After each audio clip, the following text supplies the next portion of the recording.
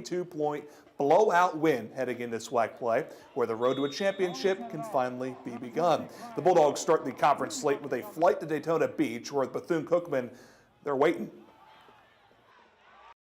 Offensively, Bethune, I mean, they're a really good offensive team. Starts with the quarterback, Ransom.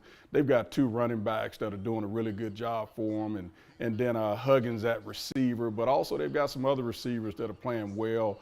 Very balanced on offense. They actually had over 500 yards of offense against South Carolina State 2 weeks ago, and then almost 500 yards of offense against Edward Waters this past week. So we got our work cut out for us defensively going up against this offense. Now, one of the biggest storylines heading into Saturday's game will once again be the health of the quarterback, Cornelius Quad Brown IV, missing last week with an ankle injury. He sprained the joint during the Bulldogs' Week 3 win in Nashville at Tennessee State. Now, early in the week, Coach Sam Shea said that his QB is questionable for this week's game against Bethune-Cookman. He also gave his thoughts on backup Eric Hanley, who threw for 205 yards, 2 touchdowns, and 2 interceptions in Quad's absence against Lane College.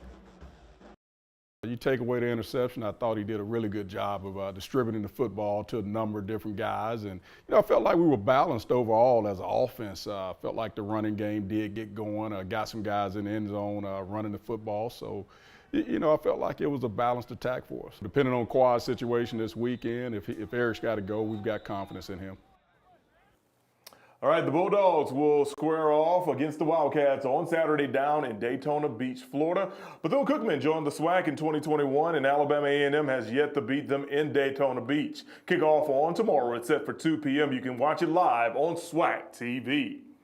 Now, after a rough first month of the season, North Alabama football gets a much-needed bye week before beginning its conference slate. Yeah, to start the year, the Lions are 1-3, and their lone win came against a Division II opponent. The Lions fought valiantly over the weekend, making an impressive comeback, but coming an extra point away from an upset win in regulation over FCS number 4 Illinois State. But just like so many times versus ranked teams during this Brent Dearman era, close, but not close enough, as the Lions fell 38-36 in double overtime. It's UNA's first bye week, so no Coach Brent Dearman availability this week. So instead, we caught up with the play-by-play voice of the Lions. That's Benjamin Ray. He says quarterback play needs to be the main focus during the bye week for the offense.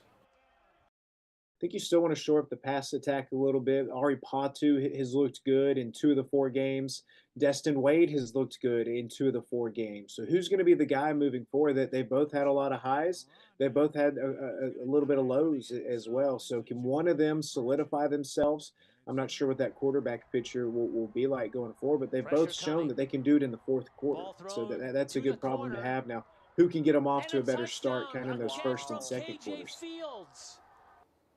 Patu has 4 total touchdowns so far this year. Wade has 3. The Lions open United Athletic Conference play at Abilene Christian 1 week from tomorrow.